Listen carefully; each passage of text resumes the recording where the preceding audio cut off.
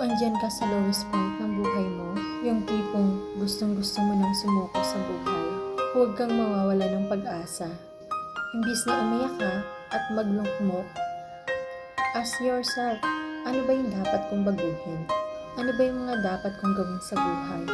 Hindi ka lalakas kung hindi mo to pagdadaanan. Kapag naranasan mong masaktan, bumagsak, iniwan, at may mga maling desisyon na nagawa sa buhay, huwag mong iisipin na malas ka. Parte yan ng proseso para mas makilala mo yung sarili mo.